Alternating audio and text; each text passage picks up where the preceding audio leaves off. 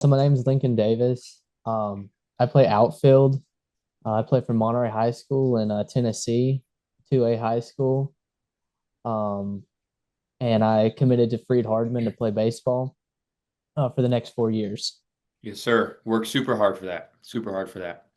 And I know we had conversations, 3 months ago at this point, about joining the program, connecting together with some programming and stuff like that.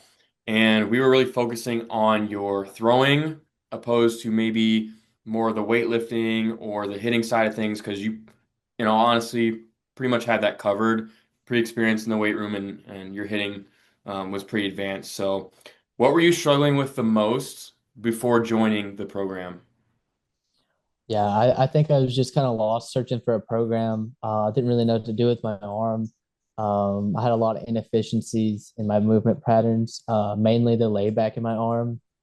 And really, I think improving my layback and the stretch of my pec and just getting looser in my arm really helped increase my velocity and keep me healthy. For sure. So before jumping on the program, would you say the things that were holding you back the most were like mobility, those deficiencies and correctives with the layback and the pec tightness and stuff like that? Yeah, most definitely. For sure. So jumping on the program, maybe even take yourself back to the first week, first couple weeks or so. What kind of made you realize that you needed help or a different approach specifically with your throwing mechanics or, velocity program?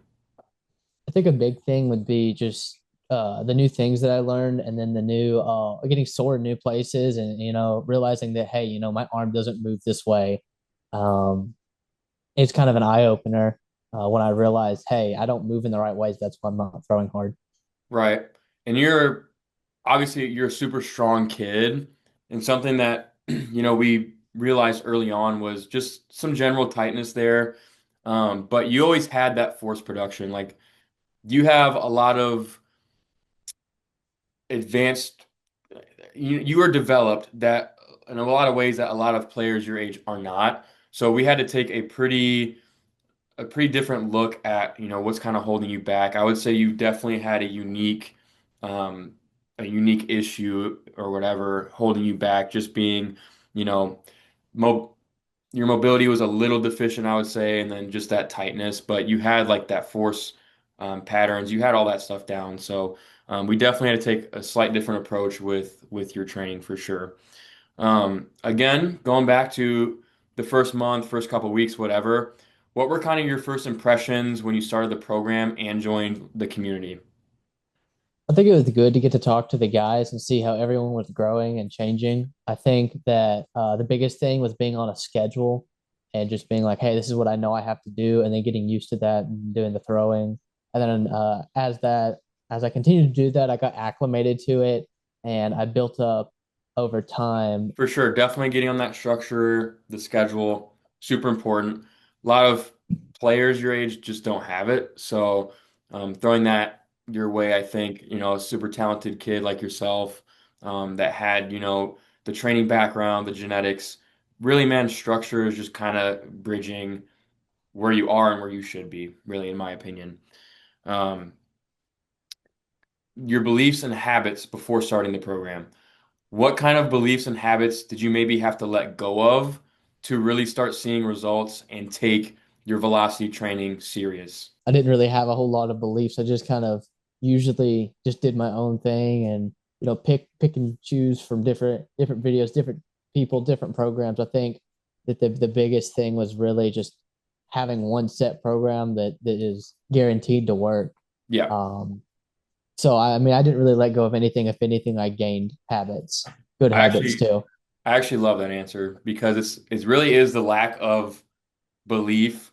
It's the lack of it's kind of just doing whatever that I think puts a lot of players in a hole, which is again going back to that structure, that whole structure piece, not having anything to hold on to is just as bad as trying to grab everything at once. So, was there a specific moment or maybe a call that we had or a certain day where you were throwing that kind of flipped a switch for you in terms of, hey, this is what I need to be doing, or I'm definitely on the right path with my training? Yeah, I think it was the day where I hit 86 and I just was able to just go up there and just flick, mid to low 80s, and it was just being super loose in my pec and my arm, Hmm. and it was like effortless. Whereas before, I would strain high 70s, and I think it was just that switch in my head a couple weeks into it where I just got loose enough in my arm and just really created a kinetic chain and whip out of that. 100%. I agree. That was a big day. That was a big day for both of us, seeing that massive gain. Because realistically, you jumped about 6 miles an hour, I think, from that one pull down day you had after your visit. And yeah, you can see in that video how much looser you look, how much twitchier you look. And obviously that showed up, with the pull down result. So, which segues perfectly into the next question. What measurable improvements did you see with your arm throughout the program? So overall, it went from 78 miles an hour to 87. I think there's still a lot more in the tank. That's after Yeah, around 3 months with the program. I've seen a lot less arm pain. I have more consistency in my arm and my mechanics. I have, scheduled, laid out times to throw, and it's just really easy to go in there, get my throwing in, follow the recovery, and I think that the gain from 78 to 87 is just like going to be super substantial at the next level. It's going to play. 100%, 100%. And yeah, you do have more in the tank. You can easily pop a 90, bro. 100%, 100%, no doubt in my mind. Um, like I said, you're a twitchy guy. You got that for sure. So the landscape of training now, it's a little bit different, maybe five to 10 years ago. Definitely more in-person focused. You still have that, but the online stuff is getting more and more popular. Obviously, there's a lot of guys that do what I do on social media. So, how has this experience kind of impacted how you look at baseball development and more specifically the online remote route? There's some people that do it really well and some people that maybe don't do it as good. I think that online coaching in today's age is almost a necessity if you can't find a facility. Yeah, It's super important to have coaching. I think every great player or every great person that has done something in sports notable has had a coach or accredit something to a coach, right. whether it's Olympic weightlifting, football, everybody had a personal coach. Hmm. And I think that having that one on one with somebody, whether it's over the phone or through video calls or whatever it may be, is important. I Right. think that having someone by your side that is all for you is super important. That's the best thing you can do for your development. Agreed, bro. And it goes deep in the sense of you have somebody, that you can reach out to very accessibly, and that does a lot for your, mental health, obviously your physical health, but just having that support system, that accountability system, it even goes, I mean, I can say the same thing likewise as well. Um, as a coach, connecting with the players has been extremely enjoyable for me. Like being able to hop on calls with you guys, being able to check in, just simple things like that, super, super enjoyable.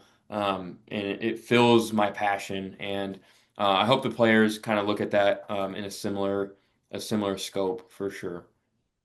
Um, Finally, if there was another player that was in a similar position as you before you started, who's kind of on the fence about online remote training or even training with me specifically, what would you kind of tell them in one or two sentences?